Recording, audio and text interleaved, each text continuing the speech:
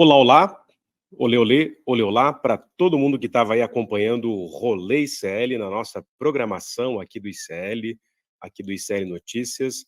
Eu sou o Lindener Pareto, um historiador e um professor de história no Brasil e no mundo que tem um imenso, tenso e violento passado pela frente.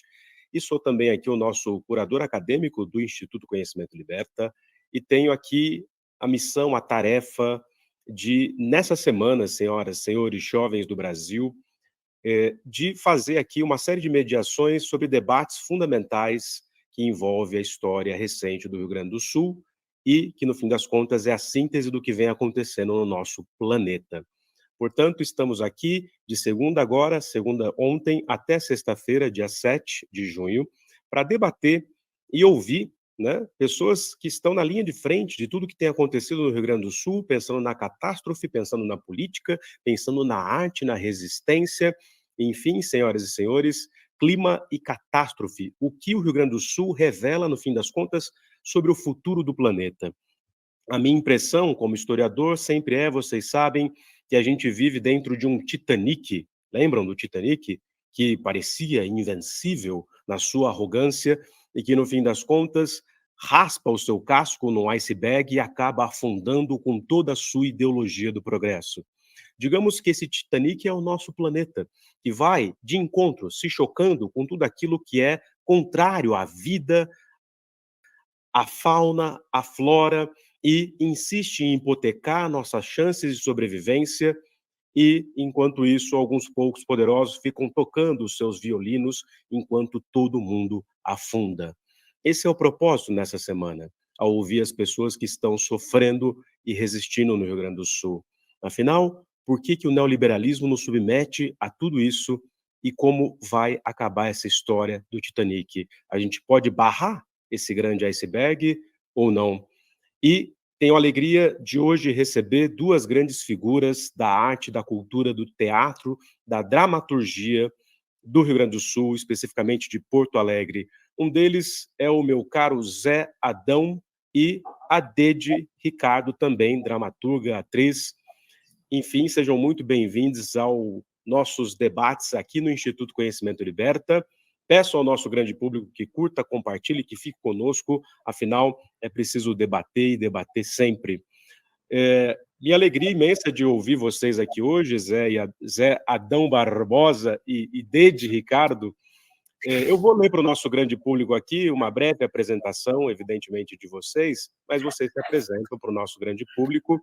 O Zé Adão, há 45 anos, trabalha com teatro, cinema e televisão, trabalhou com grandes diretores, Luiz Paulo Vasconcelos, Adriane Motola, entre outros, teve participação na televisão, em documentários, minisséries como Alienista, vejam só, programa de Índio com Jorge Furtado na Rede Globo, Laços de Família, enfim, é um desses virtuosos do teatro gaúcho e brasileiro. Zé, seja muito bem-vindo.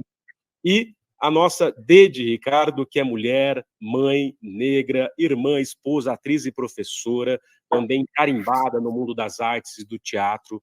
Sejam muito bem-vindos e bem-vindas aqui aos debates que estamos fazendo essa semana. Comecemos pela Dede. Um salve para você, minha querida, se apresente e vamos para o debate. Salve, boa tarde para quem é de boa tarde, axé para quem é de axé, amém para quem é de amém, saravá para quem é de saravá, namastê para quem é de namastê e evoé para quem é de evoé. Então, sou Dede Ricardo, costumo começar as minhas falas com uma tradição que eu trago do movimento de mulheres negras, que é a de saudar a minha ancestralidade, as pessoas que vieram antes de mim. Essa saudação começa, evidentemente, pela minha mãe, Dona Lourdes, e pelo seu Jair, meu pai, que muito trabalharam e trabalham ainda, né, para que eu possa estar aqui, nesse lugar hoje, para que eu tenha direito a essa voz, né, para que eu tenha direito a esse microfone. E vai se estendendo aí pelos meus bisavós e pelos avós e assim por diante, até chegar naquelas ancestrais que são tão distantes, por não serem ancestrais consanguíneas, mas tão próximas por serem ancestrais que compartilham comigo de uma luta, né? Então, eu saúdo Dandara de Palmares, a Qualtune de Palmares, Carolina Maria de Jesus, Conceição Evaristo, Marielle Franco, Ruth de Souza, Leia Garcia, Josefine Baker, enfim, essas mulheres que me habitam, que me abriram os caminhos, né? Que falaram antes de mim. Como diz uma máxima do movimento de mulheres negras, eu sou o sonho das minhas ancestrais. Elas sonharam que eu tivesse direito ao microfone e lutaram para que eu tivesse, por isso eu tenho. Né? Ao mesmo tempo, o Emicida, lá no documentário Amarelo, ele vai dizer que eu não sou o alvo dos racistas, eu sou o pesadelo deles. Eu gosto de me entender assim, dessa forma, como o sonho das minhas ancestrais e o pesadelo dos racistas. Com eles, a coisa é na base do atura ou surta. Estou aqui, obrigada por esse espaço de escuta. Então, estou aqui para falar. E, aproveitando que eu falei na minha ancestralidade, eu já queria puxar um gancho entre o nome desse painel, né? Que é o que o que o Rio Grande tem a nos dizer sobre o futuro.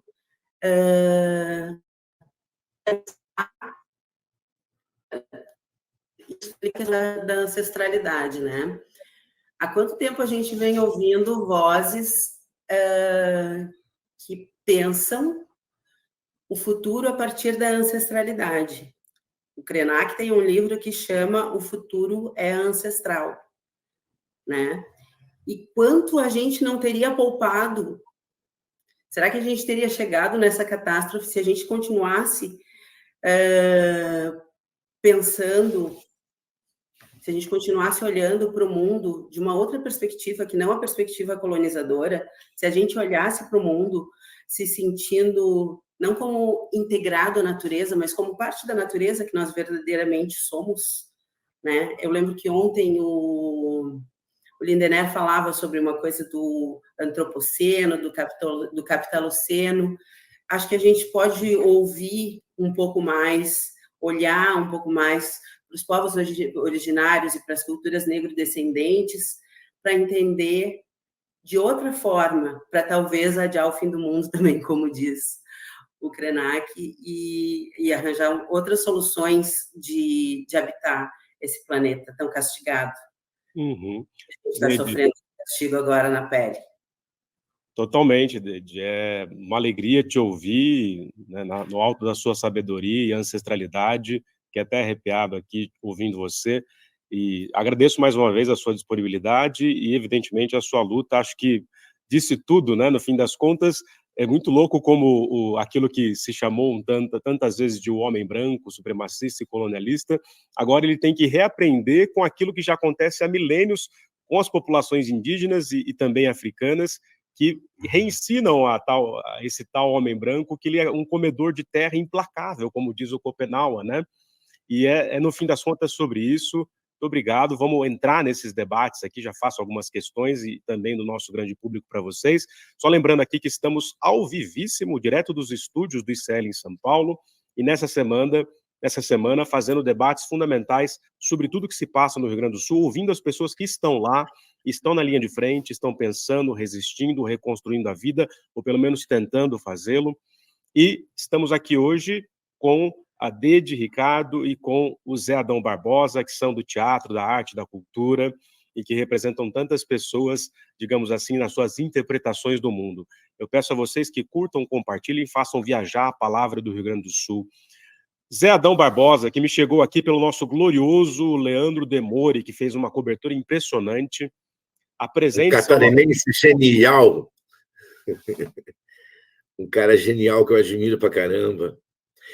Olha só, é um prazer estar aqui. Primeiro, que eu sou fã de vocês desde 21, 22, né, que começou o ICL, e foi um respiro naquele momento que a gente estava vivendo, um dos piores momentos da nossa vida, e olha que eu tenho 66 anos, já vivi coisas bem fortes. Então, eu quero agradecer a vocês, ao Eduardo Demore, tu, Juliana, ou seja, é uma equipe de gente que dá... Eu sempre assisto atrasado, eu vou te assistir hoje porque eu dou aula todas as noites. Então, eu sempre assisto. Mas assisto sempre... Tu é um cara, por exemplo, de uma riqueza intelectual impressionante. Nesses 45 anos que eu dou aula, e vocês dois também são professores, eu sempre vejo os meus alunos mais jovens com uma certa piedade.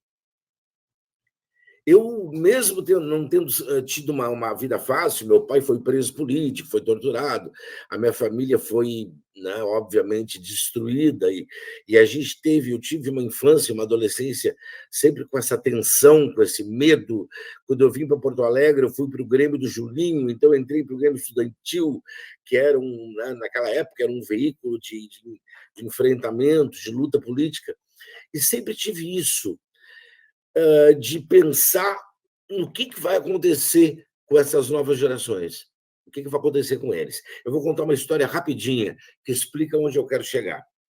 Era uma sexta-feira, lembro direitinho, 29 de janeiro de 2016. Eu morava num apartamento na cidade do Patrocínio, cheguei da aula, saí com a cadela, né? Já estava um tempo meio esquisito, estava um tempo ruim.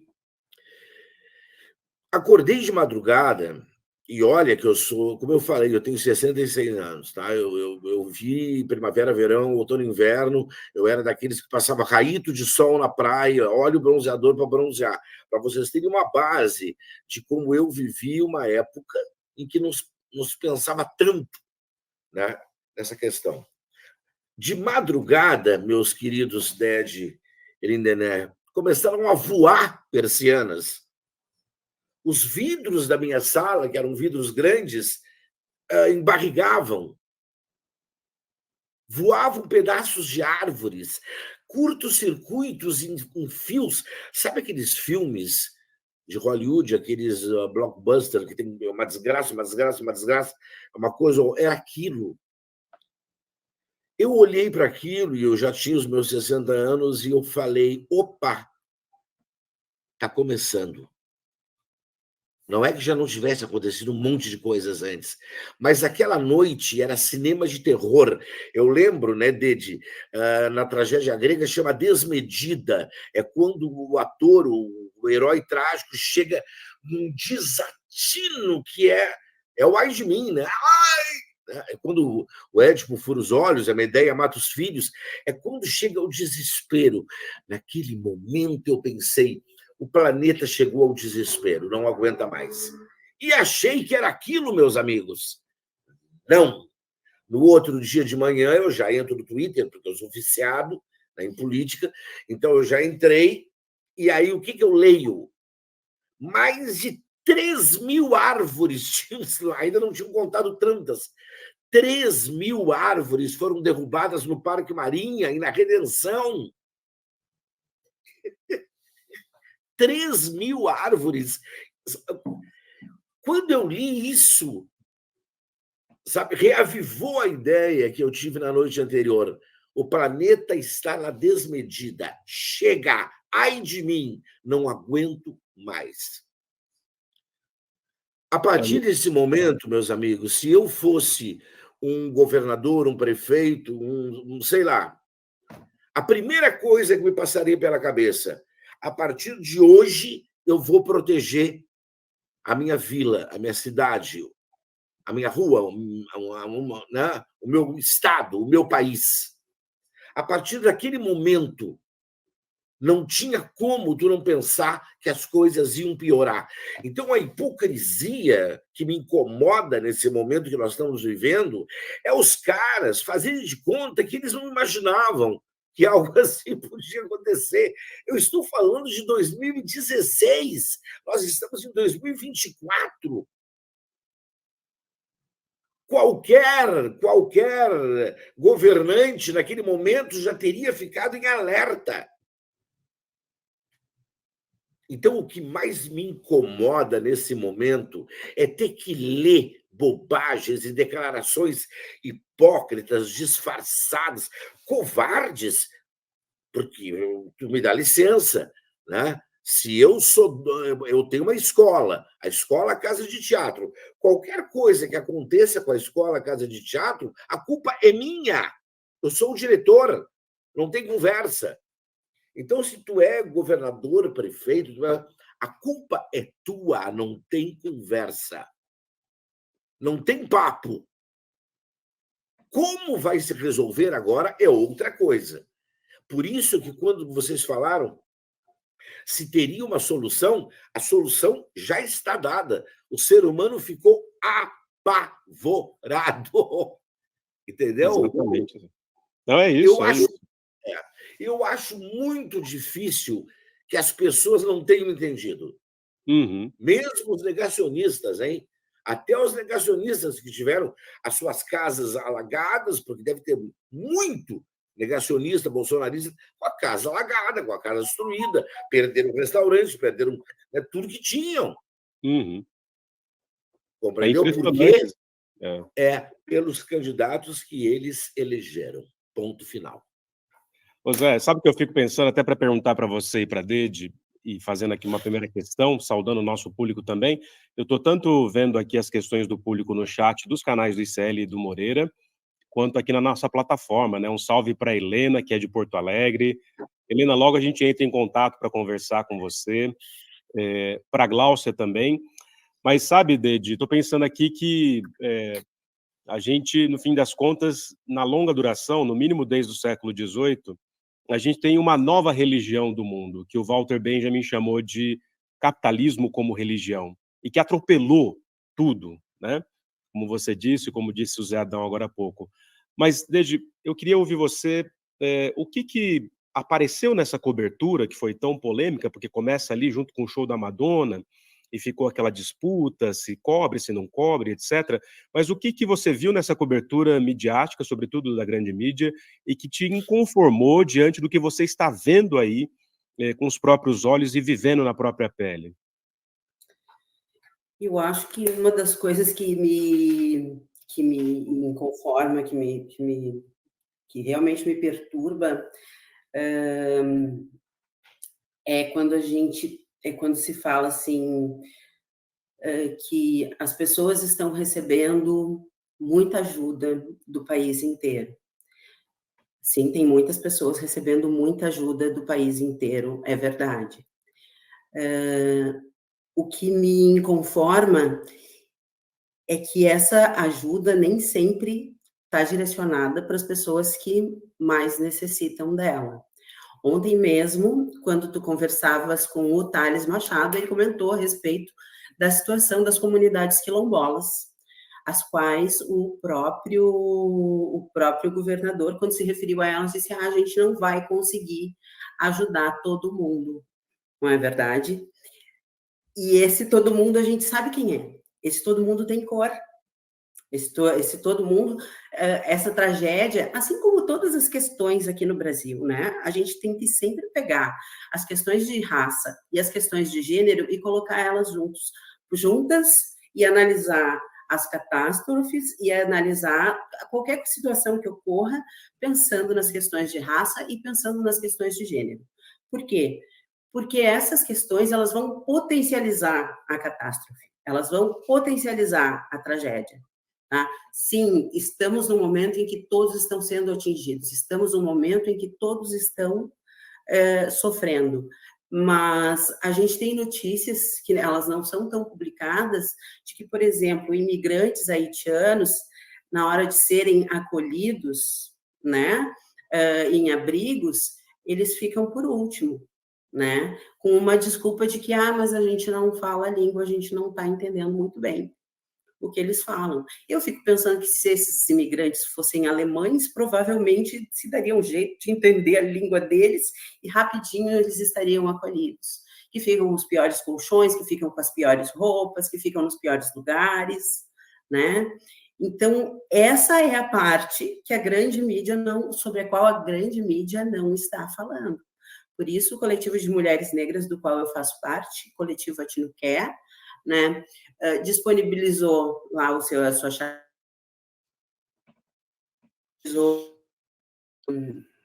o seu nome, a sua conta, para receber doações que vão ser encaminhadas primordialmente para essas comunidades, para as comunidades quilombolas menores, lá no terreiro,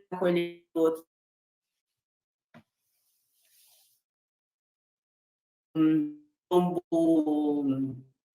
do Areal da Baronesa, o quilombo Quede, enfim, vários desses quilombos que alguns recebem mais e ainda redistribuem as doações, porque essa também é uma prática ancestral, né? O comunitarismo, a gente divide o que a gente tem com quem ainda não tem. Então, para mim, eu acho que essa é a questão, essa questão do racismo, ela está presente aqui também, nesse lugar, nesse momento de catástrofe. Tá? As pessoas continuam sendo negligenciadas, as pessoas continuam sendo apartadas das possibilidades. Então, para mim, isso é o que me perturba, isso é o que me invoca, e é por aqui, por esse caminho que eu tento agir para ter certeza de que a gente vai proteger essas pessoas também, que já estavam lá na ponta, que já estavam sendo atingidas pelas catástrofes, que já estavam, antes dessa grande catástrofe, já tinham tido suas casas alagadas muitas vezes, entende? E que agora está se falando mais, e que agora, por causa da grande proporção, porque a água chegou no centro da cidade, porque a água chegou nos bairros de classe média alta, então, se fala mais nisso. Acho que essa é a minha grande preocupação. Perfeito, Deide. No fim das contas, o que prevalece, sobretudo no caso da história do Brasil, mas não só, é não só o racismo estrutural, mas aquilo que é catástrofe hoje, inclusive para a parte da elite do Rio Grande do Sul e para o próprio governador, que tem que se haver com isso, né? Sempre foi realidade para os povos historicamente excluídos do Brasil, né? Quer dizer, a gente ouve falar de enchente, no mínimo, para pensar na literatura que você citou, da Carolina Maria, mas nas periferias do Brasil, desde, no mínimo, o século XIX, né? No pós-abolição, e tudo aquilo que foi feito contra a população afro do Rio de Janeiro, com a reforma urbana do Rio de Janeiro. Então, é isso. Ô, Deide, sabe o que eu vou te pedir? Enquanto eu faço aqui uma questão para o Zé Adão, a sua conexão está oscilando um pouco, dá uma olhada se você consegue entrar e sair, ou ver se ela oscila para um outro Wi-Fi, para que você não trave na hora ali, tá? Até para a gente te ouvir aqui bonitinho. Faz esse teste só para a gente garantir aqui a boa conexão da sua fala, inclusive. Enfim, Zé Adão, eu acho que vale fazer essa pergunta para você e para a Deide. A gente está falando bastante do Eduardo Leite, o tucano, né? Que pode ser progressista em uma série de áreas, mas que, do ponto de vista neoliberal, acaba sendo um conservador, digamos assim. Agora, e o Melo? Quem que é o prefeito de Porto Alegre, Zé Adão? Você que, né, na sua dramaturgia, vai poder dizer para o nosso grande público, afinal, quem é o Melo? O que ele está fazendo e o que ele fez diante disso tudo? Pode falar palavrão, não, né? No teatro vale licença poética, meu querido. Merda. Desde que ele foi eleito, ele só fez merda. Entende? Só. Em todos os sentidos que tu pode imaginar. Ele se vendeu para o mercado imobiliário, ele destruiu a cultura, mas ele destruiu a cultura de uma forma, Lindené. Não esquece que Porto Alegre é a cidade que teve o Porto Alegre em Cena, que foi criado pelo Luciano Labarce e que durante um mês por aqui circulava Pina Bausch, Philip Glass, Peter Brook, Ariane Minuschini, sabe, o pessoal né, os maiores grupos de teatro do mundo, os maiores artistas do mundo circulavam por Porto Alegre, obviamente junto com os atores brasileiros e gaúchos. Então, Porto Alegre já foi essa cidade. Porto Alegre, quando eu comecei, há 45 anos atrás, era uma cidade do Velho Oeste. Nós tínhamos 2 teatros da prefeitura, eu acho que não tinha nenhum teatro do Estado ainda, tinha o teatro de Arena, que era muito do grupo deles mesmos, e era isso. Então, a gente começou ruim. A partir de um determinado ponto, o teatro gaúcho começou a crescer, e eu não estou exagerando. Não só pelo Porto Alegre de Cena, que trouxe grandes artistas do mundo para cá, e que, obviamente, isso marca Porto Alegre como um centro cultural, porque até então nós éramos um polo cultural. O público só ia ao teatro quando via um ator da Globo. Não estou exagerando, né, Deide? As peças daqui era um público e tal, mas vinha o ator, era uma loucura. O Porto Alegre em Cena meio que acabou com isso. Ou seja, Porto Alegre ficou sendo uma cidade culturalmente importante. Aí veio o Porto Verão Alegre, que é um festival maravilhoso de verão, e aí começaram a surgir as grandes companhias, né? O Extravaganza, a UTA, me ajuda, pelo amor de Deus. Oi, nós aqui outra vez. Não, mas o Oi Nós é antes de mim, o Oi Nós é antes de Deus. Antes de Cristo. Quando eu comecei a fazer teatro, o Oi Nós já era uma loucura, eu sou completamente idólatra do Oi Nós. Mas vários outros grupos, da Patrícia Fagundes, a Companhia Rústica, e começaram a se formar núcleos de teatro. Aí, o que acontece? A usina do gasômetro, que não prestava para nada, não tinha utilidade nenhuma, que é um espaço deslumbrante, foi doada não foi doada, né, Dede? Mas foi cedida para vários grupos de teatro. Então, durante alguns anos, a usina do gasômetro era uma coisa linda, porque fins de semana tinham 4, 5 peças, parecia Correntes, em Buenos Aires, que é um teatro do lado do outro, era a usina do gasômetro. Era Zé Celso, tu ia ver Zé Celso, tu ia ver performances, eu acho que a UTA se apresentou lá, né, Dede? Várias vezes, eu vi várias coisas com vocês lá. Porto Alegre era isso, Lindana. Não estou exagerando, eu não vou ser né, digamos, um eufórico. Não tinha problemas também. Mas hoje em dia nós não temos nada. Os 2 teatros municipais estão destruídos. O Teatro Renascença, que é o Teatro Municipal de Porto Alegre, está destruído. O Teatro de Câmara foi vendido, que era um teatro municipal, foi vendido para uma empresa. Compreende? Não temos uma lei municipal que apoie a cultura. Ao contrário, sabe? Ele conseguiu destruir com a cultura. Esses tempos eu estava vendo uma entrevista do Haddad, e o Haddad diz assim para o cara: não vem, bolsonarista não gosta de arte. Não vem com essa. E a gente sabe que é verdade. Sem preconceito. Por que não gosta de arte? Porque eles não têm alcance, que alcance intelectual essa gente vai ter para entender uma obra de arte. Né? Então, o que aconteceu? Terminando a pergunta, a única coisa que o Melo fez por Porto Alegre foi merda. Ele destruiu a cidade, ele dizimou a cultura, ele se vendeu para o mercado imobiliário de uma maneira escandalosa, sabe? Ele nunca deu uma menor bola para essa cidade. Compreende?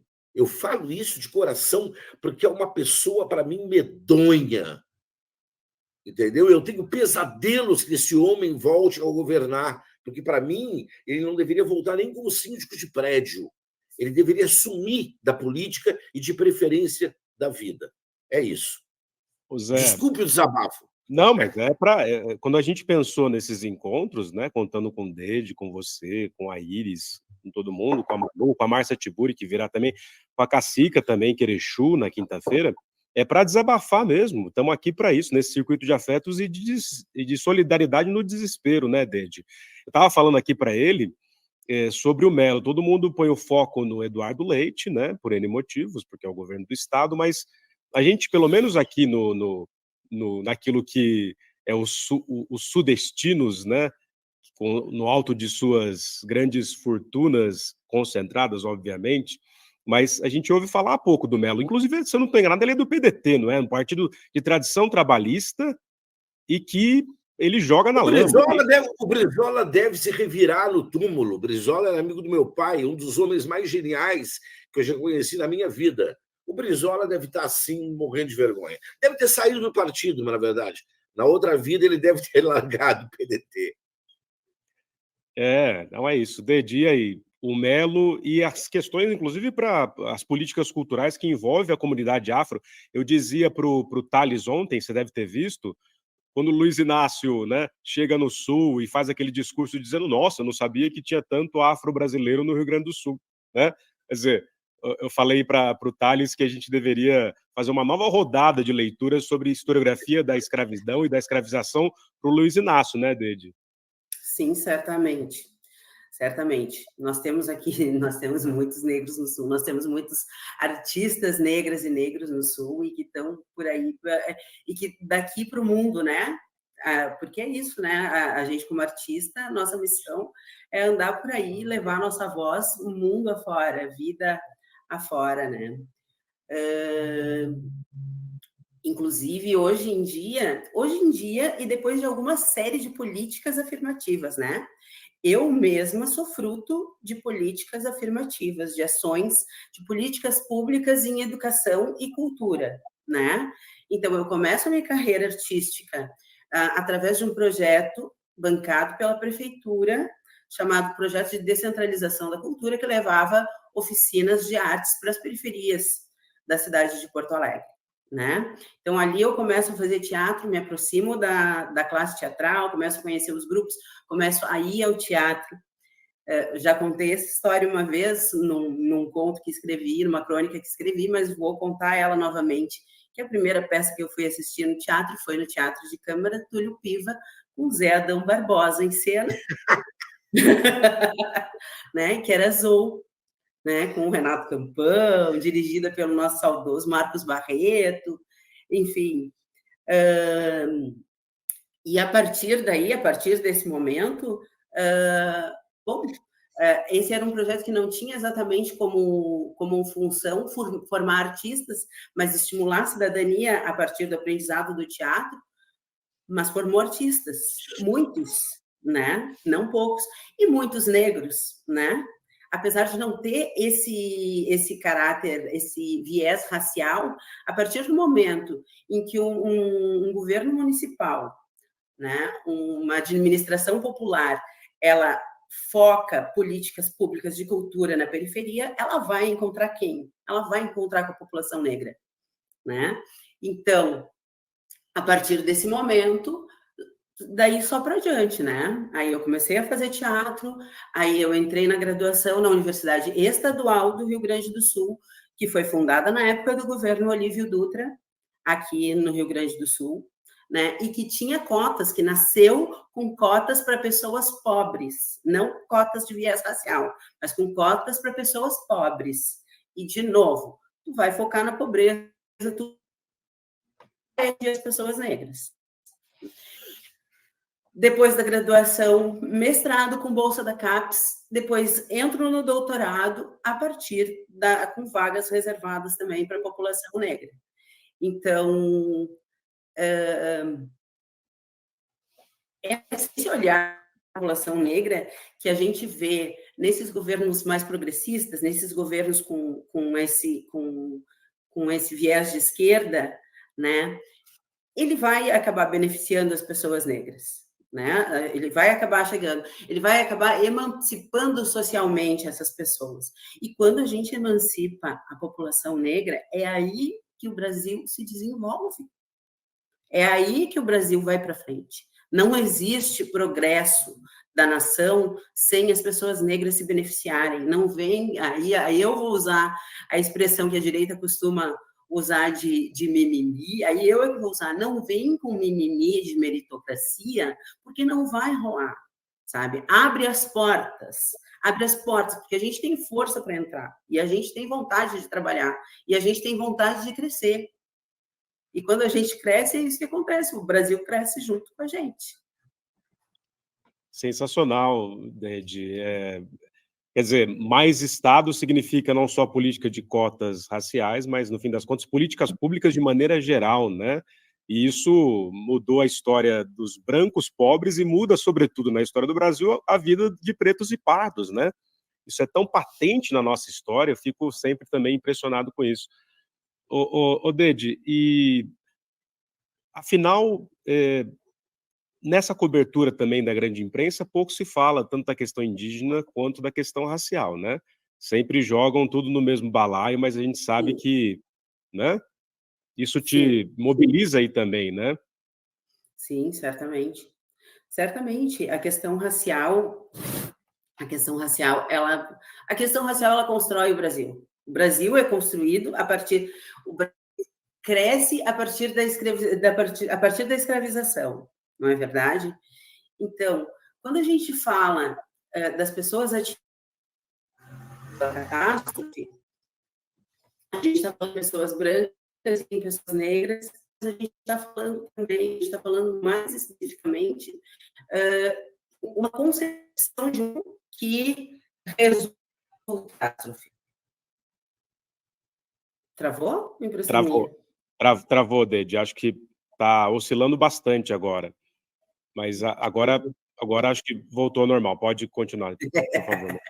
Mas a gente está falando em uma concepção de mundo que resulta na catástrofe, né? Uhum. Então, exatamente.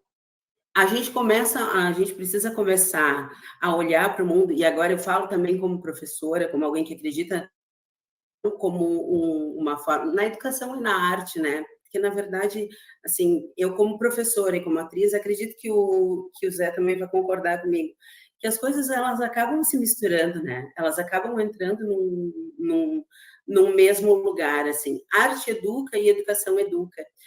E quando a gente fala em teatro, a gente fala em educar relações, né? Eu acho que a gente fala em educar relações com os outros.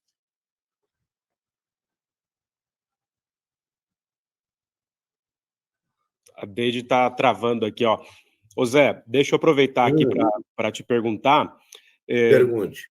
A gente viu essas notícias todas nos jornais, quem está distante do Rio Grande, coberturas especiais, as mais variadas, gráficos da altura da água, subindo, descendo. Mas você que é um homem, é um dramaturgo, né? Digamos assim, avant la lettre. Conta para o nosso público esses momentos decisivos ali. O que se passou ali na semana do dia 4, do dia 5 para o dia 6? Como o seu teatro foi... A água invadiu o teatro, não é isso? A casa de teatro não chegou a ser invadida. A casa de teatro fica na Cristóvão Colombo e são 2 andares. Um andar é térreo, que se entrasse qualquer água, destruiria totalmente. Começa por aí. A casa de teatro está fechada porque a maior parte dos alunos estão ilhados, né? Canoas, tem um que está em Tramandaí, vários não podem chegar. Então, alguns cursos ainda são online, né? Nós tivemos... Na pandemia, nós começamos a dar aulas online, né? Uhum. Não se faz teatro online. É horrível. O teatro não é para ser feito online. Os cursos de cinema e TV que eu dou online são até interessantes, curiosos, porque tu trabalha com enquadramento, tu trabalha com a técnica do audiovisual. Mas teatro não. O presencial no teatro é fundamental. Mas nós tivemos, por uma questão de sobrevivência, como agora é uma questão de sobrevivência, porque a casa de teatro fechada são 12 professores que estão recebendo menos, 4 funcionários que praticamente... Né? Ou seja, e eu estou falando isso como, sei lá, recursos que a maior parte da classe artística não tem. Eu sou um felizardo, porque a maior parte dos meus colegas perderam muito. O Museu do Trabalho, o Teatro da Karen Hadi, foi destruído. A Sala Terpsy da Carlota Albuquerque foi destruída. A Lindener tem uma história tão louca que o Luciano Alabarce, né, estreou uma peça no Teatro Renascença, né, que era uma peça chamada Sangue e Pudins. Essa história é um absurdo. Teatro Municipal, 300 lugares. Quando terminou a peça, o público saiu do teatro com água pelo joelho. Isso é a mais pura verdade. Então, foi muito assustador. Para quem mora no centro, cidade histórica, para quem mora na zona, por exemplo, Zona Sul, né? Eu não sei onde mais, Restinga, por exemplo, foi extremamente atingida. Foram bairros inteiros destruídos, não tem como voltar. Não tem como né, tu recompor aquilo, tu vai ter que tirar tudo e fazer de novo.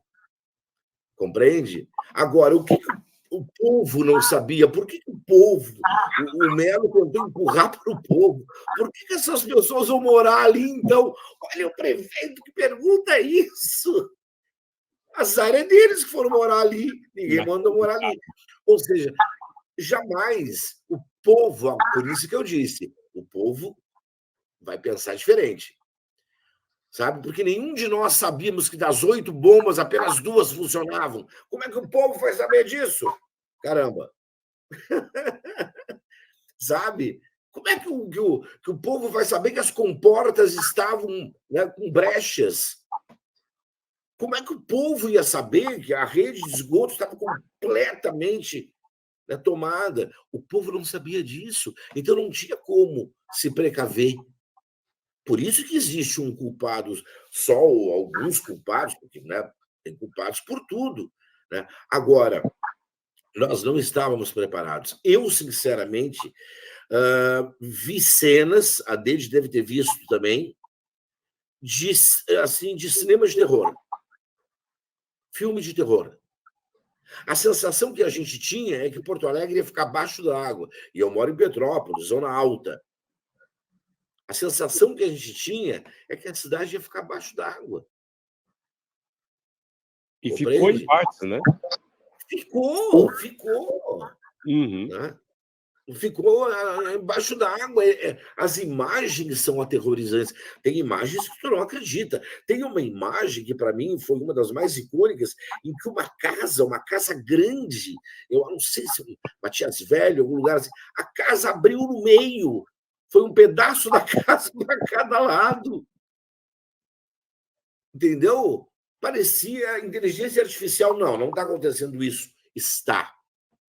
Então, é por isso que eu volto a algo que a Deide começou, e eu quero terminar dizendo isso. Né? Pelo amor de Deus, ao novo governo, educação. Eu sou uma pessoa que primeiro eu peço educação, depois eu vou para a cultura, porque dá para fazer os dois ao mesmo tempo. Mas educação, educar o povo para saber votar, educar o povo para saber o que é tu ser de esquerda, o que é tu ser de direita, educar o povo, sabe, para ter, digamos, um mínimo de conhecimento político, para não cometer mais uma vez, entendeu? Um autossuicídio, porque é um autossuicídio. Tem esse conceito do Safatli, né, de Estado suicidário brasileiro, né? Isso é uma recorrente na história do Brasil, né? Estado suicidário. Ô Zé, e é impressionante porque o Rio Grande, pelo menos parte de sua elite, digamos assim, né, econômica, política e social, sempre se arrogou fazer parte de uma lógica de, para lembrar aqui das nossas lições de Guerra Fria, parte do primeiro mundo, né, do mundo desenvolvido, com sua infraestrutura, com sua população, né, colocada como só branca durante muito tempo. Mas o que a gente vê nesses governos neoliberais sucessivos, inclusive aqui corrigindo a minha fala, o Melo é do MDB, que é o antigo PMDB, que era o MDB lá de trás da transição para a democracia, mas isso que é verdade. Faz parte de todos os governos e seus conchavos desde o fim da ditadura. É o partido do Sarney, é o partido do Michel Temer, que derrubou Dilma Rousseff num golpe medonho, né, farsesco.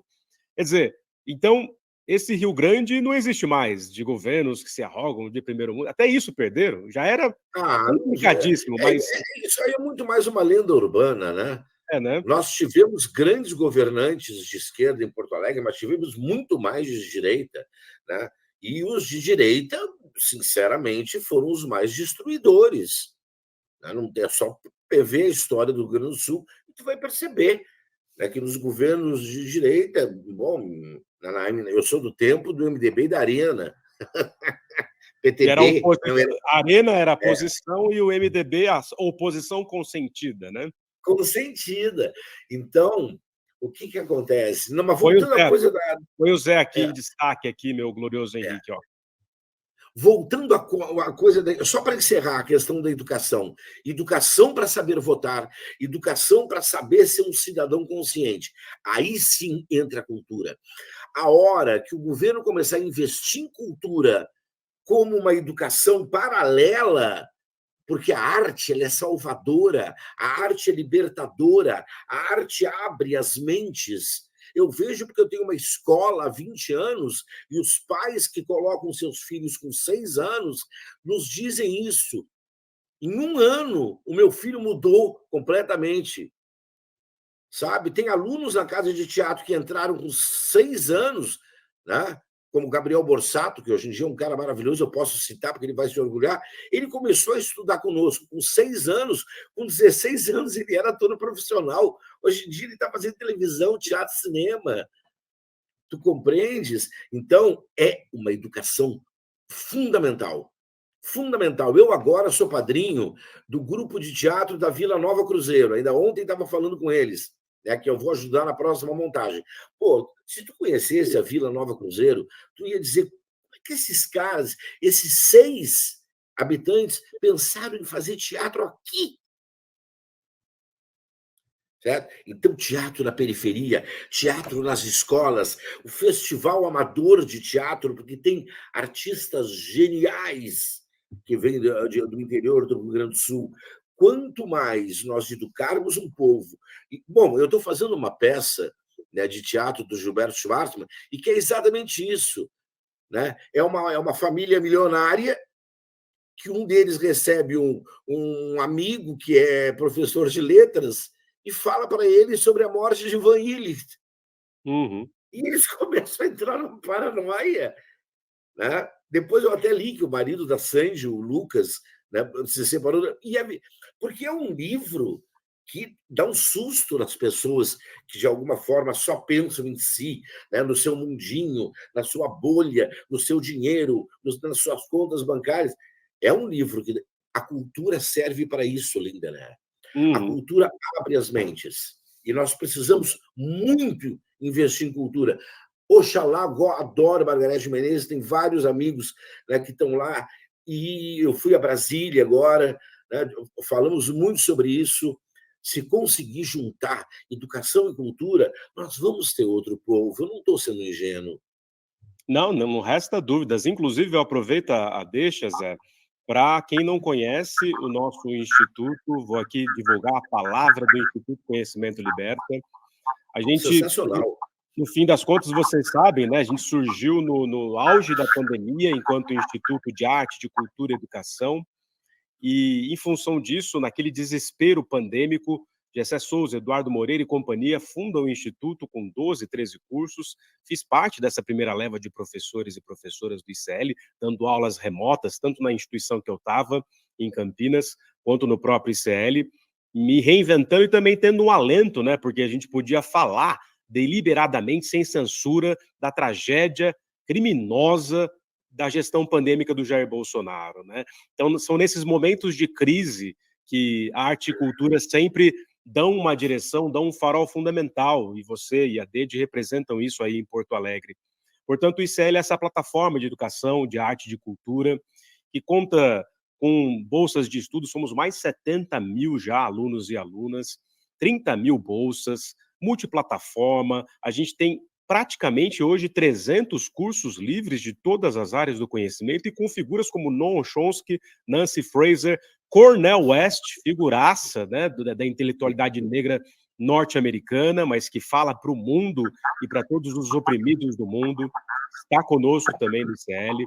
Espero que em breve você e a DED também, ou seja, conheça o Instituto Conhecimento Liberta. Para além agora dos cursos livres, a gente tem uma série de documentários originais, incluindo agora o Sequestro da Fé, também um sobre a Marielle Franco e essa história que é a síntese do Brasil, como lembrou a própria DED agora há pouco. Temos, entre os cursos livres mais recentes, um curso da maravilhosa Taína Santos, que fala sobre a história das mulheres negras no Brasil, Janaína Telles falando sobre a história da ditadura, Christian Dunker, Jones Manuel, enfim, uma potência impressionante, documentários originais, cursos livres e, claro, o nosso noticiário, o ICL Notícias, que completou agora, em maio, 2 anos de existência, resistindo, divulgando, fazendo a devida crítica. E vocês sabem, né? Eu nunca fui tão feliz divulgando a palavra da história, sem medo de ser feliz no próprio Provocação Histórica, além do ICL Notícias, obviamente. Então, conheçam o Instituto Conhecimento Liberta, vocês vão adorar. Vocês vão ver Pastor Henrique Vieira, Gessé Souza, Suzy Pisa, Nancy Fraser, né? Vão ver, enfim, Gisele Citadino, Frei Davi, Marilena Chauí. Então, aí nossos documentários.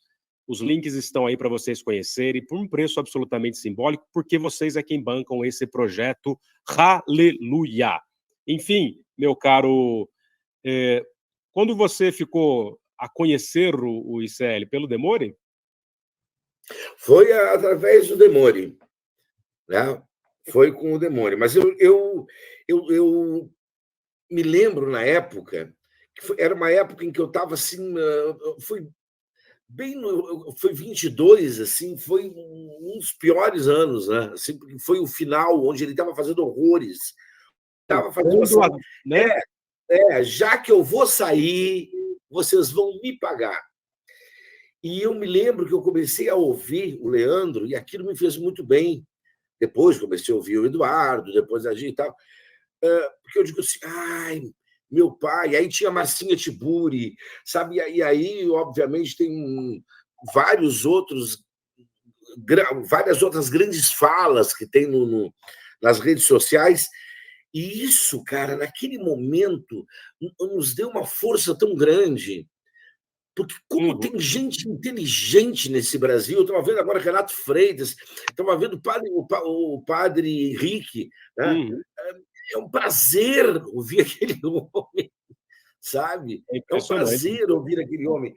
Então, o que me anima, Linda, né, é que nós temos muita gente boa. Então, essa muita gente boa tem que se juntar, né, para recriar um país. Porque eu acho que depois do que nós passamos com Bolsonaro, meu amigo, eu não gosto do termo bolsonarismo, eu sou do tempo da TFP, era a mesma merda, entendeu? Era uma gente louca, preconceituosa, era a mesma coisa, a forma era a mesma, só mudou o nomezinho. Eu acho que dá muita... Né? Ele mobilizou essa história... Desculpa, Zé. Ele mobilizou essa história profunda do Brasil que já existia, né, Dede? Você vinha falando... A Dede estava falando sobre o tema aqui de fundo, evidentemente, é o sofrimento e a dor de vocês aí, mas também é essa didática cruel da gestão neoliberal que no Rio Grande ensina ao mundo que o neoliberalismo não é nada legal, né, Dede? Como que você vê isso nesse trem desgovernado, nesse Titanic desgovernado? O que a gente precisa, no fim das contas, fazer? Você, evidentemente, já faz, eu sei, mas queremos ouvi-la. Eu acho que uma das coisas mais importantes a se fazer é realmente investir em educação. É realmente investir em educação e investir na educação a partir de outros moldes. Porque eu acho, sinceramente, que a educação, na forma como ela vem sendo conduzida nos últimos, sei lá, nos últimos 500 anos, ela já faliu. Ela não interessa mais a quem está sendo educado. Eu acho que a gente precisa muito trabalhar em torno da criança e das crianças e dos adolescentes, porque talvez a gente tenha com eles uma perspectiva diferente, né? Acho que a gente também tem que trabalhar na educação de jovens e adultos, até porque adultos votam, né? Então, a gente precisa mudar a consciência política, de certa forma, né? As pessoas precisam saber em quem votam, as pessoas precisam saber que interesses as pessoas nas quais elas votam vão defender ao fim e ao cabo, porque é numa situação de catástrofe como essa que a gente percebe, né?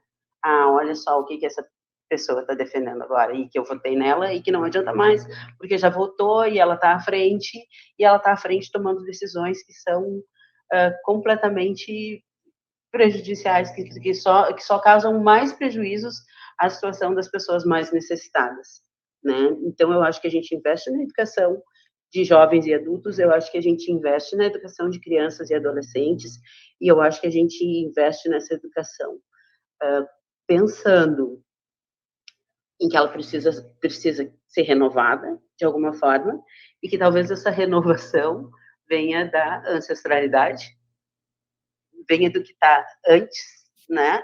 Essa renovação não é nada, não é nenhuma inovação tecnológica, não é nenhum super progresso digital, não, talvez essa evolução ela esteja justamente nessas práticas das quais eu já tinha falado aqui, dos povos originários, das comunidades quilombolas, das tradições afrodescendentes, né? Então eu acho que esse é o rumo, esse é o caminho.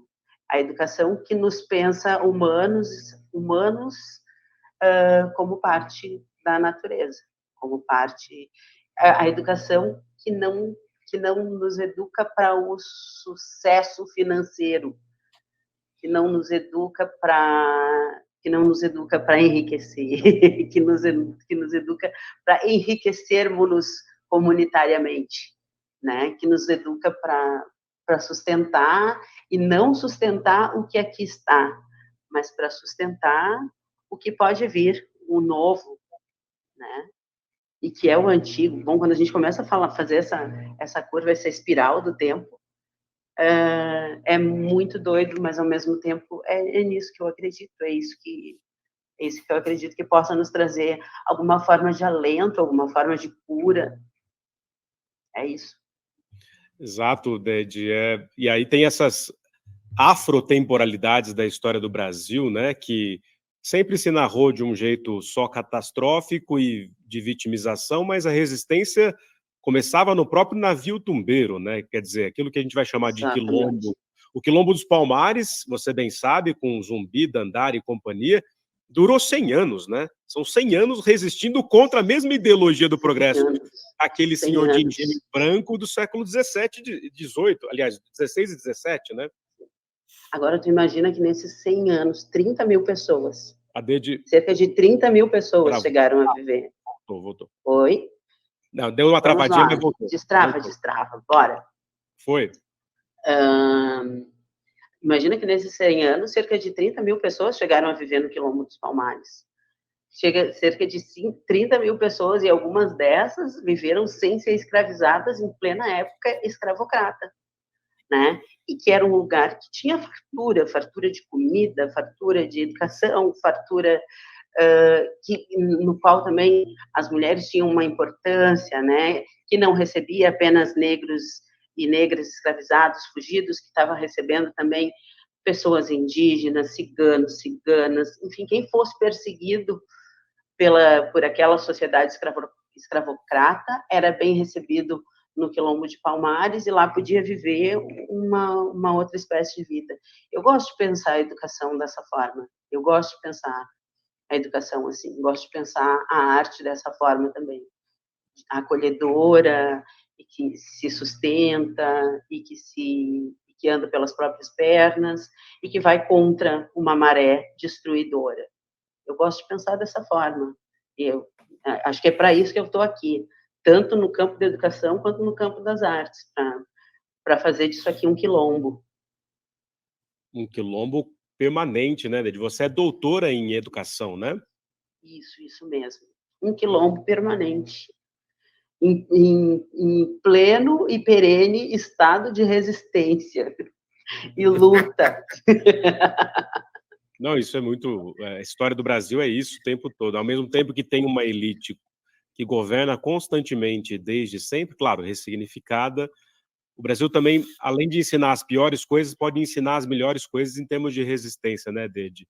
Incluindo o povo preto do Rio Grande do Sul, né, que desde lá de trás está lutando por emancipação, passa aí pelas histórias até de separação do Rio Grande, que estava lá com Bento Gonçalves, tinha uma população escravizada. Sim, começando pelos lanceiros negros, que foram para a Revolução Farroupilha para lutar para lutar pela sua própria liberdade, que foram traídos de forma cruel, né?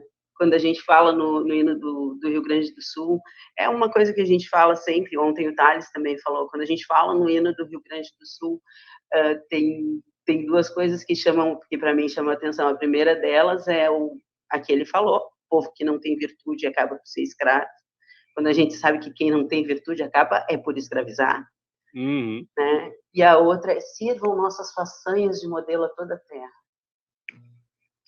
Sirvam as nossas... Nossa, como é que o Cacá Rossetti falava? Repita. Sirvam nossas façanhas de modelo a toda a terra. E aí, olha o modelo. Está falando, gente? É disso que a gente está falando?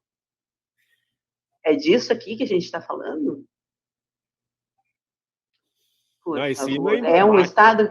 é um Estado que preferiu eleger o Mourão a eleger o Olívio Dutra como senador?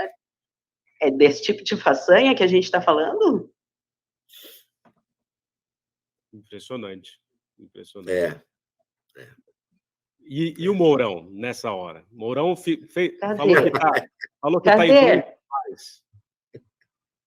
Né? O ex-vice-presidente desse país, que fez um media training para falar bonitinho, mas que é tão bolsonarista quanto o Bolsonaro, né? Aliás, ele ensinou o Bolsonaro. Ensinou o bolsonarismo ao Bolsonaro. Não é? Porque é isso, né? Só que o Bolsonaro destampa o porão do porão do porão. Só que ele foi ensinado por esses caras, não é isso, Zé Adão? Você que viveu, e a sua família também, a história da ditadura, ele é uma permanência, né? Eu acho que sim. Eu acho que nós, falando sério, eu acho que o nosso Estado vai demorar para ser reconstruído, vai demorar um pouco. As pessoas ainda vão sofrer muito. A cultura, né, Dede, vai voltar logo, porque a cultura não morre. A gente precisa de 2 tábuas e uma paixão, como dizia o Bardo. A gente não tem teatro, a gente faz teatro de rua, né? A gente não tem teatro para fazer, a gente faz teatro de rua. Eu vi a UTA, né, na rua a primeira vez. Nós vamos fazer teatro em qualquer lugar. A cultura não vai morrer. A cidade vai demorar mais para ser construída, o Estado vai sofrer muito ainda. Mas, além do nosso trabalho como educadores, como artistas e educadores, nós não podemos esquecer que nós temos uma outra luta, que é uma luta espartana, que é contra 520 vagabundos no Congresso Nacional, que não valem nada. Eu estou falando não dos bons, né, dos nossos. Eu acho que é mais ou menos isso, né? O sem vergonhas mesmo que vão atrapalhar até onde puderem, e a religião na política. São 2 inimigos que, para mim, são extremamente perniciosos. Até eu queria ouvir o Linder, né, falar sobre isso, porque eu tenho muito medo dessa gente. Desses deputados vagabundos, daqueles Magno Malta, é uma gentalha, é uma bagaceirada dentro daquele Congresso. Olha, eu sou filho de político. Eu nunca vi na minha vida um Congresso tão podre, um Senado tão podre, com tanta gente má, com tanta gente burra, com tanta gente incapacitada, certo? E, ao mesmo tempo, esta gente louca, doente, né, eu não vou falar mal das igrejas evangélicas, mas eu vou falar mal de algumas igrejas e de alguns tipos de religiosos, né, que estão entrando na política para lucrar mais ainda e para atrapalhar o país. Tá? Sabe? Não, política e religião são 2 coisas, professor Lindené, que, para mim, não deveria se misturar. Bom, no fim das contas, eu acho que a minha formação, tanto quanto a de vocês, né? Quer dizer, talvez a minha e a sua, como homens brancos brasileiros, muito ligada ao iluminismo europeu. Da Dede envolve outras ancestralidades, e ainda bem, né? Mesmo que a gente possa ser de uma origem working class tipo eu. Mas o fato é, também acredito muito nisso, nessa separação, e nesse sentido muito iluminista, no sentido mais radical, mais rossoniano. Mas eu acho que o Ocidente, Zé, respondendo a sua questão e entrando no debate, nunca resolveu esse problema direito, e sempre houve interferência da religião na política e vice-versa, porque isso é uma tradição do próprio Ocidente cristão, que foi sendo ressignificado, reinventado. O próprio Vaticano fez isso, mas sempre se envolveu com política, como até hoje é, mas nunca fez exatamente essa transição que, de fato, a gente gostaria de ver dentro de uma tradição iluminista. Então, Só que eu acho também, e aí eu discordo de vários, mesmo no campo progressista, de várias figuras hoje fundamentais, não, suas lutas são fundamentais, mas eu acho que todo o cristianismo, progressista ou não, ele não é outra coisa mais senão capitalismo. Eu estou lá com o Walter Benjamin desde os anos 20, ou seja, tudo que a gente vê hoje de religião no mundo, mesmo que seja profundamente sincera, dentro de mecanismos mentais, tradições, formas de entender o mundo, já são profundamente capitalistas. Estamos totalmente mergulhados no capitalismo como religião. Eu acho que a saída não é pelo cristianismo, mesmo que, evidentemente, muitas tradições cristãs sejam socialistas, de resistência. Eu acho que a saída é indígena, como disse a Dede, a saída é africana, afro e afro-brasileira, obviamente, pensando que o Brasil também é África, e a maior população negra fora da África. É por aí que acho que a Dede há de concordar comigo, acho, que quando a gente fala em revolução, que a revolução que a gente precisa, ela tá no Emicida, tá no Mano Brown, tá na Dede, né? Tá na Marielle Franco, ela já tá aí na periferia, né? O que você acha, Dede? Tem isso mais ou menos. Não, acho que tu tem plena razão, Lindener. Acho que a revolução mora aqui nesses corpícios. Né? Esses corpícios precisam revolucionar dia a dia para continuarem vivos, para continuarem acordados, atuantes. Né? Então, acho que isso é muito coerente, assim. Toda vivência que a gente tem no Ocidente, ela é uma vivência branca. A política, da forma como a gente conhece, ela é uma política branca. Né? Tudo que a gente conhece é branco, tudo que a gente conhece é eurodescendente, tá? E a gente sabe que não funciona. A gente vem entendendo aos poucos que não funciona, tá? Por que a gente não experimenta uma outra coisa, uma coisa diferente? Por que a gente não experimenta viver de outros modos? Por que a gente não experimenta olhar e guiar a vida, guiar a nação, guiar as comunidades através de outros preceitos, através de outros valores civilizatórios, né? Uhum. De valores que a gente ainda não experimentou, quer dizer, que a gente não experimentou, não, que a gente experimentou em outros lugares, em outras vivências, que a gente experimenta no teatro, por exemplo, que a gente experimenta no teatro e que a gente experimenta no terreiro. E que a gente experimenta na escola de samba, e que a gente experimenta na escola de capoeira, e que a gente experimenta nas aldeias indígenas, né? Por que a gente não experimenta vivenciar vivenciar essa vida, vivenciar a sociedade de outra forma, a partir de outra perspectiva? É uma virada imensa, e que eu acho que eu nem vou ver virar, mas que eu vou lutar para virar, que eu vou ficar aqui, ó. Eu vou virando aqui, na cabeça de quem me vê em cena, na cabeça de quem ouve minhas palestras, na cabeça dos meus aluninhos que experimentam a cena, que experimentam o teatro, o senso de comunidade, que eu acho que é tão presente no teatro quanto no terreiro, quanto na escola de capoeira, entende? Por aqui eu vou virando. Mas eu queria voltar umas casinhas atrás aí, Pareto, porque o Zé disse ali assim, a cultura, a classe artística vai resistir. E vai. A gente resiste. Se a gente resistiu à pandemia 2 anos, sem presença, sem a possibilidade da presença, que é o nosso filé, que é o nosso grande, o mote do nosso trabalho, é óbvio que a gente vai resistir a esse momento também. Mas dá para facilitar um pouco, tá? E eu não sei até que ponto as coisas, o Brasil está sabendo dessas coisas, mas assim, olha, a Lei Paulo Gustavo, que foi uma lei implementada durante a pandemia para auxiliar, como auxílio emergencial aos artistas, ela continua existindo, e aqui no estado do Rio Grande do Sul, ano passado já teve edital, as pessoas foram premiadas pela lei, e elas não estão recebendo o seu dinheiro, porque o governo do estado do Rio Grande do Sul está travando o dinheiro dentro dos cofres públicos. Está confiscando esse dinheiro, o governo do estado? O dinheiro está trancado nos cofres públicos. É isso, está lá trancado. As pessoas eles não pagam. As pessoas já fizeram os seus projetos, já apresentaram, no edital já saiu quem ganhou, quais são os grupos que que tem direito e etc. O dinheiro está desde julho do ano passado nos cofres do governo do estado, rendendo, né? Com a possibilidade, uma primeira promessa lá de que esses rendimentos poderiam ser distribuídos entre os suplentes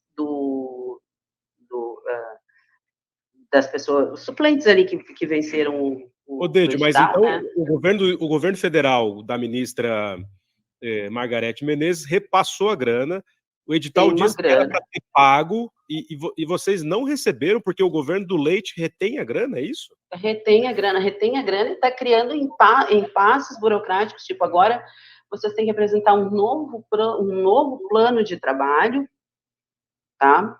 Para poder receber o dinheiro. Daí vai o plano de trabalho, daí o plano de trabalho volta e etc. Então, tem vários grupos, parece que tem 2 ou 3 grupos que já receberam e vários outros ainda esperando por um dinheiro que já existe, que já está lá. É isso que eu digo. A gente vai resistir? Vai, mas dá para facilitar. Dá para entregar esse dinheiro nas mãos dessas pessoas, pelo amor de Deus. Entende? Então, tem um movimento aqui de artistas aqui do Sul. Ontem, se eu não me engano, eu vi um vídeo do Gerald Thomas, que ficou sabendo a respeito da situação e pediu explicação para a nossa secretária de Cultura do Rio Grande do Sul, e a explicação ficou meio assim no ar, e etc. Né? Mas é um dinheiro que já está aí, é um dinheiro que já existe, qual as pessoas estão precisando. Né? A gente teve a vida parada. Eu tinha pelo menos 12 apresentações marcadas, agendadas no mês de maio, pelo menos 12. Isso só eu, tá? Tinha pelo menos 12 apresentações agendadas para o mês de maio que não vão acontecer. Eu sou professora, tenho uma outra fonte de renda, isso me dá uma quebradinha nas pernas, mas eu ainda vou ter comida no meu prato. Tem gente que depende só desse dinheiro que recebe como artista para pagar o seu aluguel. Então, os nossos festivais estão sendo adiados, a gente está sem um dos teatros, sem o Teatro Renascença, que é o nosso teatro municipal, como o Zé estava dizendo, tá? E tem lá vários grupos de artistas que já têm direito a receber o dinheiro da Lei Paulo Gustavo, e o dinheiro está lá, o governo está segurando o dinheiro, não sei porquê, não sei como, não sei para quê, e as pessoas precisando. Ou seja, o caráter emergencial da Lei Paulo Gustavo, com a qual ela surgiu, ele está aqui de novo, está bem aqui, na nossa frente, e o governo do estado está prendendo dinheiro. Inacreditável. Ô Zé, você que está na estrada há tantos anos, e aí? Por que eles estão retendo dinheiro? Vários motivos, né? Teve o prefeito de uma cidade cachoeirinha, né, que pegou todos os donativos. As pessoas, elas são, de alguma forma, né, o reflexo de uma criação, de uma educação, né, que vem de séculos. Então, quando eles se tornam, por exemplo, gestores, eles vão gerir aquele estado, aquela cidade, conforme a cabeça mal educada deles. É por isso aquilo que, por exemplo, tu acha por acaso que o secretário de Cultura do município, ou tu acha que o prefeito está preocupado com o Teatro Renascença destruído? É lógico que não, para eles não é prioridade. Eles não gostam de artistas. Se eles pudessem, não teria. Tanto é que quando... Tem uma coisa muito louca que a Deide deve lembrar. Quando a usina do gasômetro estava repleta de grupos de teatro e era um movimento cultural emocionante, o Marquesan fechou a usina do gasômetro, meu amigo, e os artistas não conseguiam entrar para pegar os seus materiais de trabalho. Entende? O Marquesan foi outro que fez horrores com a cultura. Agora, tem uma coisa que é essa luta que a Deide faz, essa luta diária de tu tentar cada vez mais não calar a boca. Por exemplo, eu acordo já no Twitter, no Instagram, no bababá, sabe? É não deixar isso se apagar. A reclamação do Gerald Thomas é maravilhosa, porque ele é um cara conhecidíssimo. Agora, por exemplo, eu não tenho nenhum dinheiro para receber da Lei Paulo Gustavo, mas eu acho que tem que tem que falar nisso todo dia, tem que cobrar todo dia, tem que, sabe, até eles ficarem constrangidos, se é que existe uma maneira dessa gente ficar constrangida, entendeu? E arrumar, né? E dar um jeito e pagar, porque isso que a Dede está dizendo, cara, é muito grave. Quanto tempo, Dede? Esse dinheiro já está parado? Desde julho do ano passado. Não está parado, está rendendo e ainda tem uma ideia de oferecer os rendimentos aos suplentes. Então, é mais gente ainda que, entende? É um dinheiro que tu pode aliviar a fome das pessoas. Porque, assim, o festival tal foi adiado para não sei quando, tá? Mas o meu aluguel não está adiado, entende? Lá não sei quando. E o dinheiro da Lei Paulo Gustavo está lá guardado, sabe-se lá para quê.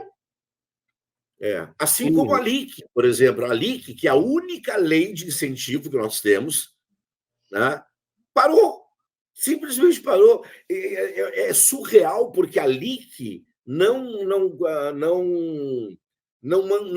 cedeu, não sei como se diz isso, não, para a Feira do Livro de Porto Alegre. A Feira do Livro não ganhou a LIC. Isso parece uma piada, mas não é. A Feira do Livro é um dos acontecimentos mais importantes da nossa cidade. E a lei de incentivo à cultura do governo não premiou a Feira do Livro.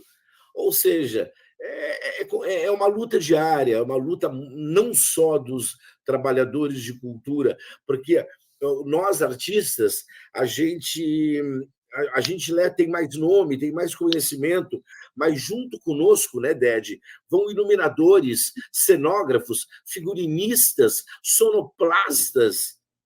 Sim, é um mercado cultural, né? A gente também faz a economia girar. Se tem uma importância, assim, a economia precisa girar, ok, a gente faz a economia girar, a gente paga escolinha para os nossos filhos, a gente vai no supermercado, a gente paga aluguel, enfim, todas essas coisas. E assim, não apenas nós que somos aqueles que estão lá no palco, na frente, mas também esse pessoal que trabalha nos bastidores. Existe muita gente que trabalha e que ficou sem trabalhar por conta desse evento catastrófico e que agora está precisando de dinheiro porque não tem outra fonte de renda. E se tem esse dinheiro guardado lá, eu ainda não entendo porque esse dinheiro já não está há pelo menos 15 dias atrás, quando se viu o tamanho da catástrofe, o quanto ia demorar para as coisas serem restabelecidas, por que esse dinheiro já não está no bolso dos artistas? Impressionante. Eu fico, sabe, imaginando aqui, Dede e Zé Adão, até para a gente encaminhar aqui para o papo, estou adorando ouvir vocês, nosso grande público também, que está escrevendo aqui no chat, a própria Dede escreveu também, então, um abraço aqui para Bruna de Fátima, Lágrimas de Deus, para todo mundo que está aí, a Catiúcha, a Selma, enfim, escrevam, desabafem, incentivem, tem como ver o chat daqui, Lílica? O nosso chat aqui da transmissão, a gente está vendo só os alunos que estão dentro da plataforma. Mas se você depois olhar o chat ao vivo da nossa conversa, numa aba à parte, você vai ver que o pessoal está ali bombando. Somos milhares de pessoas vendo ao vivo, começamos com mais de 4.000, enfim, estamos bombando aqui nos nossos debates. Só para pedir para vocês fazerem uma palavra aqui final, darem uma palavra final, não uma despedida permanente, porque vou visitar vocês aí no Rio Grande, podem ter certeza disso. Vamos te receber com uma carinha. Não, vamos combinar esse... Vou adorar, enfim, fui uma vez só para Porto Alegre, fui com muito carinho, adorei Porto Alegre, mas é muito triste ver isso tudo mesmo, além de trágico, além, enfim, de ser criminosa essa gestão neoliberal. Mas eu fiquei imaginando que a gente poderia criar um novo Quilombo dos Palmares, né? A cidade se insurge contra o Melo e contra o governo estadual, e a gente estabelece a Comuna de Porto Alegre, baixando o decreto, não se pagará aluguel enquanto as coisas não estiverem reconstruídas. Olha que interessante. Apelar os preços dos alimentos, porque a gente não precisa ir longe. Viver em São Paulo, gente, eu voltei a viver em São Paulo em setembro do ano passado. Morei aqui muitos anos por conta da universidade, mas depois fiquei em Campinas. Mas viver nesse país é pagar caríssimo por coisas absolutamente básicas. Eu sonho com uma nova comuna, seja aqui ou acolá, uma comuna popular, quilombola, afrocentrada, indígena, porque, pelo amor de Deus, quer dizer, das deusas, né? A gente sabe que o Titanic está afundando e continua tocando a siroca do violino. Então, aqui, queria profundamente agradecer a participação de vocês dois. Dede, você, essa potência maravilhosa, o Zé, esse homem do teatro, muito obrigado por terem vindo, por terem falado, por terem criticado. Desejo, evidentemente, boa sorte e solidariedade a vocês todas aí, vocês todos. E é isso, né? Amanhã a gente vai ter, não sei se o Henrique separou aqui os nossos cards, mas olha lá, ó. Continuando esses debates maravilhosos, amanhã a gente recebe a Mariana Félix, que está aí também na linha de frente. Tem até um estudo interessantíssimo, né, e fundamental sobre mulheres e espaço urbano. E também a gaúcha Adriana Amaral, lembrando que todas as pessoas que estão vindo falar aqui são gaúchas, e a maioria mora em Porto Alegre ou na região, né? Então teremos a Mariana Félix e a Adriana Amaral amanhã. Na quinta-feira, a gente recebe a Márcia Tiburi, que é gaúcha, como todo mundo sabe, está em São Paulo, mas é gaúcha, está denunciando também toda essa iniquidade neoliberal. A Cacica Querechu, queridíssima, que virá aqui, a Vaeté para ela. E na sexta-feira, fechando em grande estilo e altíssimo nível o nosso debate, a cientista política Iris Nabolotonij, que eu sempre falo errado aqui o termo do sobrenome dela, ontem eu estava perguntando de novo, errei aqui provavelmente, mas a Iris maravilhosa, que me ajudou aqui, ajudou o ICL a articular os nomes e os debates também, agradeço muitíssimo a Iris. E o historiador Johnny Maleba, que é do interior de São Paulo, mas está no Rio Grande do Sul há muitos anos, e escreveu também esses dias para o blog e outras palavras, falando das iniquidades da cobertura da grande mídia também sobre os assuntos. É isso, então, a gente espera vocês amanhã. Zé, despeça-se do seu grande público e depois a nossa querida Dede. Obrigado primeiro a vocês, Lindenera. Vocês são um respiro na política brasileira, na cultura brasileira. Muito obrigado, muito obrigado. E volto sempre ao mesmo ponto: educação, arte, educação e arte, educação e arte. Saúde e paz para todos. Obrigado. Obrigado, Zé. Então, agradeço muitíssimo por esse espaço de escuta, agradeço muitíssimo por estar na companhia do Zé Adão aqui, meu querido colega, amigo querido. Obrigada, Lindener, obrigada, ICL, muitíssimo obrigada por esse espaço. Visitem as redes do Coletivo de Mulheres Negras Atinuqué, visitem as redes da Revista de Estudos da Presença, que está recolhendo fundos para ajudar os grupos de teatro que ficaram sem os seus espaços aqui. Visitem o grupo da Coruja Voluntária, do Colégio de Aplicação da URGS, que também está distribuindo donativos para comunidades quilombolas, assim como o Coletivo Atinuqué. E bora para frente, educação e arte, arte e educação, educação das relações humanas, raciais, das relações com a natureza. E daqui é para frente. Obrigado, queridíssima. É isso. Axé. Axé. E vocês encontram aqui, grande público, tanto na nossa plataforma, quanto o grande público aberto aqui nos canais do ICL e do Edu Moreira. Estamos ao vivo aqui, nesses debates maravilhosos e fundamentais, e trágicos e dolorosos, obviamente, mas vocês encontram a Dede e o Zé Adão no Instagram, é só colocar @ZéAdãoBarbosa e @DedeRicardo, eles estão lá, aí vocês adicionam, sigam, chamem, porque vocês vão ter acesso a tudo que a Dede e o Zé estão dizendo aqui, ó. Queria agradecer a todo o nosso grande público, nossa produção, o nosso glorioso Igor Ricardo, o nosso glorioso Henrique, ao nosso glorioso também Giacomo, do marketing, o nosso também Marcelo Santos, Bianca, Marielle, toda a equipe também aqui acadêmica e de produto do ICL. Um beijo no coração de todo mundo e até amanhã. A gente espera vocês de novo. Amanhã, excepcionalmente, amanhã às 13h30, porque depois do Rolê ICL, amanhã tem provocação histórica com esse historiador que vos fala, falando inclusive de história da República Brasileira e suas iniquidades. Então, Até mais. Zé, beijaço. Dede, beijaço. Fiquem com as deusas. Beijo no coração.